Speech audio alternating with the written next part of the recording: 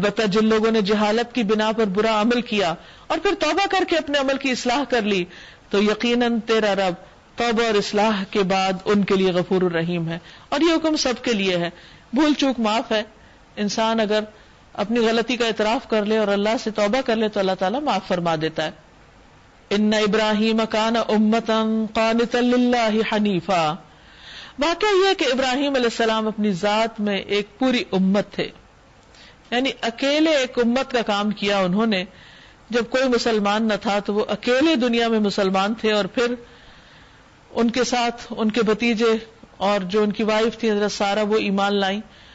اور پھر جب وہ وہاں سے نکلے عراق سے اپنے والدین کو چھوڑ کر سب کو چھوڑ کر تو ایک علاقے میں اپنے بھتیجے کو بسایا. پھر جب اللہ نے اولاد دی تو ایک بیٹے کو فلسطین میں اس کام کے لیے مقرر کیا، دوسرے کو مکہ میں لا کے بسایا، اور خود گھوم پھر کر مختلف علاقوں میں تبلیغ کرتے رہے.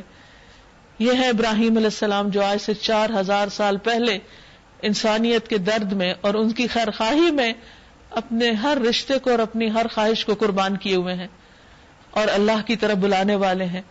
یعنی وہ اکیلے ہیں مگر انہوں نے اتنا بڑا کام کر دکھایا. تو کسی بھی انسان کی اگر نیت سچی ہو، خالص ہو، اخلاص ہو اس کے اندر، تو وہ اکیلا بھی بہت کچھ کر سکتا ہے جو لوگوں کی ایک بڑی بڑی جماعت نہیں کر پاتی. یہ اللہ تعالیٰ کا انعام ہوتا ہے اخلاص کی وجہ سے. اللہ کا مطیع فرمان اور یکسو. اس کے لیے شرط یہ کہ انسان یکسو ہو، بہت سی چیزوں میں ادھر ادھر نہیں اس کی توجہ ہو. اور وہ کبھی مشرک نہ تھے، یعنی ان کی ساری چیزیں صرف اللہ کے لیے خالص تھیں، اور انہیں اپنی زندگی کا مقصد معلوم تھا اور وہ اسی کے لیے کوشش کرتے رہے. اور ان کی صفات خاص طور پر کیا تھی کہ شاکرا لانعمہ، اللہ کی نعمتوں کے شکر ادا کرنے والے تھے. اجتباہ وہداہ الی صراط مستقیم، اللہ نے اس کو چن لیا اور اس کو سیدھے رستے کی ہدایت دی تو اللہ نے اس کو دنیا میں بھی بھلائی دی اور آخرت میں بھی وہ نیک صالح لوگوں میں سے اٹھیں گے. وآتیناہ فی الدنیا حسنہ، اللہ نے آپ دیکھیے جتنی دفعہ بھی وہاں جاؤ ایسا لگتا ہے کہ دل بھرا ہی نہیں.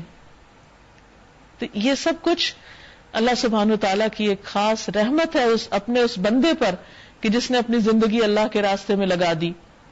وَإِنَّهُ فِي الْآخِرَةِ لَمِنَ الصَّالِحِينَ، اور بے شک وہ آخرت میں بھی صالحین میں سے ہوں گے. ثُمَّ أَوْحَيْنَا إِلَيْكَ أَنِ اتَّبِعْ مِلَّةَ إِبْرَاهِيمَ حَنِيفًا، پھر ہم نے آپ کی طرف وحی کی کہ ملت ابراہیم کی یکسو ہو کر پیروی کریں جو مشرکین میں سے نہ تھے. رہا سب تو وہ ہم نے ان لوگوں پر مسلط کیا جنہوں نے اس کے احکام میں اختلاف کیا، اور یقیناً تیرا رب قیامت کے روز ان سب باتوں کا فیصلہ کر دے گا جن میں وہ اختلاف کرتے رہے ہیں. ادعو الی سبیل ربک بالحکمت والموعظۃ الحسنہ، اے نبی صلی اللہ علیہ وسلم اپنے رب کے راستے کی طرف دعوت دیجیے حکمت اور عمدہ نصیحت کے ساتھ. یعنی لوگوں کو جب اللہ کی طرف بلانا ہو تو سب سے زیادہ پیار، محبت اور خیر خواہی سے، نرمی سے بات کرنی چاہیے، کیونکہ نرمی میں جو خیر ہے وہ سختی میں نہیں. وجادلہم باللتی ہی احسن، اگر بحث بھی کرنی پڑے تو اس طریقے پر جو بہترین ہو، کیونکہ یہ اللہ کے دین کی بات ہے. تمہارا رب زیادہ بہتر جانتا ہے کہ کون اس کی راہ سے بھٹکا ہوا ہے اور کون راہ راست پر ہے.